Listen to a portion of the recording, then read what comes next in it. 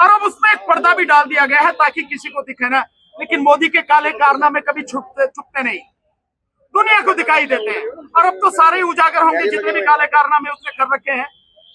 लेकिन की बात है, अब वो बात नहीं है जो पहले वो समझ रहा था कि जो मन में आया कर लेगा। अभी तो संसद में कल से ही जब शुरू होगा तो नंगा नाच अब देखेंगे आप। जो नीट का एग्जाम हुआ है, जिस तरह से 3 परीक्षा, दूषित मानसिकता देखिए कि 4 तारीख को 2024 के लोकसभा चुनाव का गिनती होनी थी, रिजल्ट आना था, और 3 तारीख को संसद भवन के प्रांगण में जो बाबा साहब डॉक्टर अम्बेडकर की प्रतिमा लगी थी, एक तो उसे हटाया गया, दूसरा राष्ट्रपिता महात्मा गांधी की जो वहां प्रतिमा लगी थी उसको हटाया गया, और तीसरा शिवाजी महाराज की जो प्रतिमा थी उसको हटाया गया। और ये सब कुछ संसद के सौंदर्यीकरण के नाम पर हटाया गया, एक म्यूजियम बनाने का कहकर सरकार ने हटाया। और नियत ये देखिए कि 4 तारीख को चुनाव परिणाम आने हैं, गिनती होनी है, और 3 तारीख को यह हटाया गया। इससे मोदी की मानसिकता पता लगती है कि इस समाज के प्रति, बाबा साहब डॉक्टर अम्बेडकर के प्रति, शिवाजी महाराज के प्रति, महात्मा गांधी के प्रति, इस देश के संविधान के प्रति और लोगों के प्रति उसकी मानसिकता कितनी गंदी है। ये 3 तारीख को क्यों किया गया? और इस सब प्रतिमाओं को हटा के जो गुरुद्वारा रकाबगंज है उसकी तरफ को, पीछे की तरफ को रख दिया गया, और अब उसमें एक पर्दा भी डाल दिया गया है ताकि किसी को दिखे ना, लेकिन मोदी के काले कारनामे कभी छुपते नहीं, दुनिया को दिखाई देते हैं। और अब तो सारे उजागर होंगे जितने भी काले कारनामे उसने कर रखे हैं। लेकिन ये जो सब किया गया, और विशेषकर बाबा साहब की प्रतिमा को जो हटाया गया, आप सोचिए जरा, अगर वहां म्यूजियम बनता तो वो प्रतिमा वहीं पे रहती तीनों की तीनों, तो क्या दिक्कत थी, वो भी म्यूजियम का हिस्सा होती। लेकिन उन प्रतिमाओं को हटाने के पीछे उसकी गंदी नीयत है, सोच है, और वो है क्या कि बाबा साहब की प्रतिमा पर 14 अप्रैल को बाबा साहब के जन्मदिन पर और 6 दिसंबर को बाबा साहब के महापरिनिर्वाण दिवस पर दिल्ली एनसीआर ही नहीं, देश के भिन्न भिन्न भागों से लोग श्रद्धांजलि उन्हें अर्पित करने आते थे। और यहां पर एक जबरदस्त मेला लगता था संसद मार्ग पर 14 अप्रैल को विशेषकर। ये उस एकता को, समाज की उस भावनाओं को तोड़ने का काम मोदी ने किया। ये है उसकी गंदी सोच।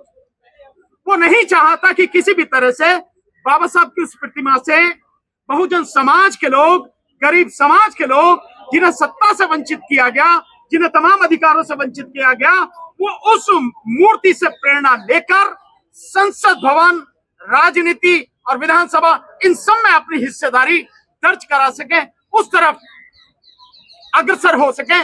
वो नियत उसकी है कि उसे खत्म किया जाए, इसलिए सारा सब कुछ किया गया। और गंदी सोच इसलिए कि 3 तारीख को किया गया।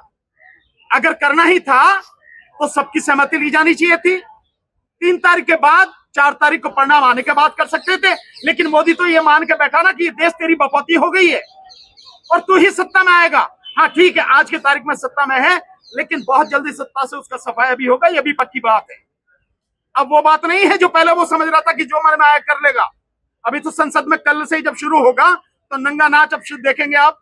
जो नीट का एग्जाम हुआ है, जिस तरह से 3 परीक्षाएं जो उनको एकदम कैंसिल किया गया है, एनईटी का भी जो हुआ है, ये सब कुछ जो है, ये सारा सब कुछ संसद में कल हंगामा शुरू होगा।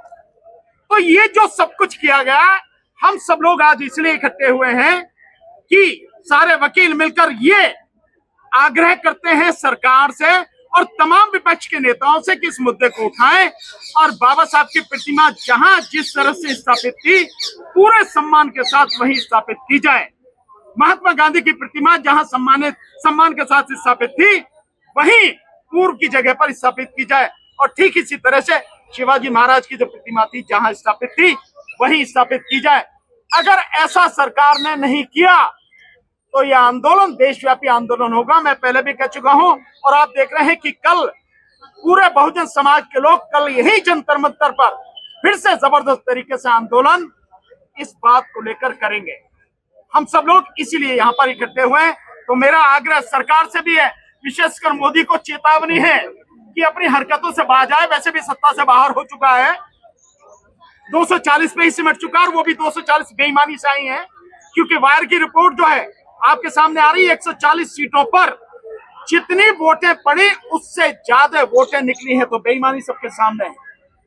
सो मोदी को अपनी हरकतों से बाज आना चाहिए और सभी समाज का सम्मान करते हुए, विशेषकर जिस संविधान को वो माथे से लगा रहा था, उस संविधान के निर्माता परम पूज्य बोधिसत्व बाबा साहब डॉक्टर भीमराव अंबेडकर जी की प्रतिमा संसद में जहां थी वहीं पर पुनः स्थापित की जाए, नहीं तो देशव्यापी आंदोलन होगा। अब मैं चाहूंगा कि आप जो मीडिया के साथी हैं, अगर आपके मन में कोई सवाल है तो प्लीज आप सवाल पूछिए।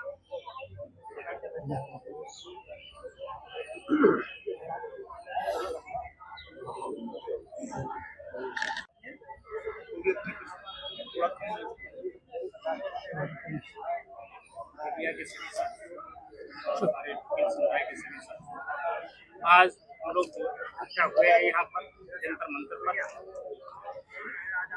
ये बहुत ही घृणित कार्य भारत सरकार ने किया है। 2 और 3 जून की मध्य रात्रि में जब सारा देश सोया हुआ था, उस समय है बाबा साहब की मूर्ति, महात्मा गांधी जी की मूर्ति, शिवाजी महाराज की 3 मूर्तियों को पुरानी पार्लियामेंट के पीछे वाले हिस्से में लगा दिया। ये इतना घृणित निंदनीय कार्य है, जिसकी जितनी भर्त्सना की जाए बहुत कम है। आपको मैं बताना चाहूंगा कि मूर्ति बड़े संघर्ष के बाद लगी थी। 1964 से लेकर 1967 तक आंदोलन हुआ।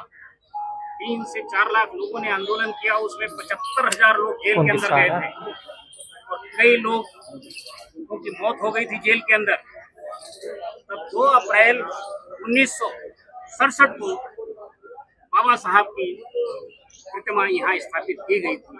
उस समय बीपी मौर्य जी बहुत सक्रिय थे रिपब्लिकन पार्टी में, उनके नेतृत्व में ये आंदोलन चला था और तब जाकर के ये बाबा साहब बहुत कुर्बानियों के साथ समाज ने बहुत कुर्बानियां दी हैं, तब जाकर के ये मूर्ति वहाँ स्थापित हुई। लेकिन इस सरकार ने जो कार्य किया है, यह चूंकि लोकसभा का जो स्पीकर होता है उसके अंतर्गत ये कार्य आता है, लेकिन लोकसभा स्पीकर ने बिना किसी निर्णय के, एक कमेटी होती है जिसका नाम है